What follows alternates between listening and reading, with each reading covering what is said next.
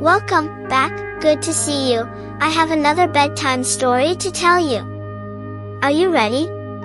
I hope you are snuggled in your bed and you're warm and cozy. Now, take a deep breath. Good. And now exhale. Great, let's start. Long after the flood, people on the earth said, "We will build a great city with a tower right up to the heavens," they said. "Let's live together always." Everyone spoke the same language. God gave them new languages. God wanted people to live all across the world He had made. So He did something special. Suddenly, groups of people spoke differently. God gave them new languages. Those who spoke the same language moved away together. Perhaps people became afraid of others they could not understand.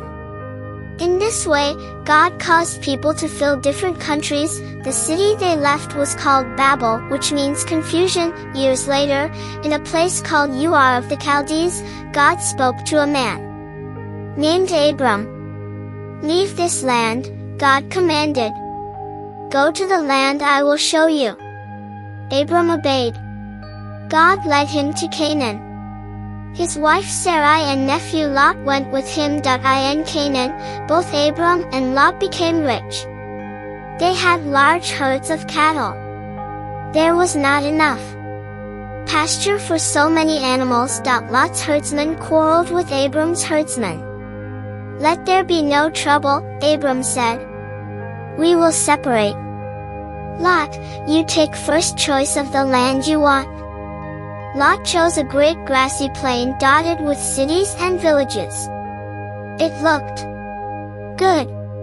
But the cities were very wicked places. After Lot left, God spoke again to Abram. "I give all the land of Canaan to you and your children forever." Abram and Sarai had no children. How could God keep His great promise? 3 men from God came to Abram and Sarai. "You'll have a baby soon," they said. Sarai laughed.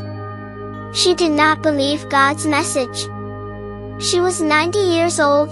God told Abram he would now be called Abraham, father of many, and Sarai would be Sarah, princess. God also told Abraham He would destroy the 2 wicked cities of Sodom and Gomorrah. Abraham's nephew Lot lived in Sodom with his family. Lot believed God's warning when it came, but his daughters' husbands refused to leave Sodom. How tragic!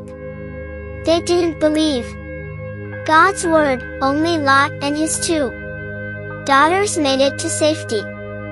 Fire and brimstone fell upon the wicked cities. Sadly, Lot's wife disobeyed God's warning and looked back as she ran. She turned into a pillar of salt. The Lord kept His promise to Abraham and Sarah. They had a child in their old age, just as God had said. How they rejoiced when Isaac was born! Perhaps Abraham also thought about God's promise to give him and his children the land of Canaan forever. God would keep that promise, too. God always keeps His promises. Thanks for listening. Did you know we have a YouTube channel? Please subscribe for our story playlist.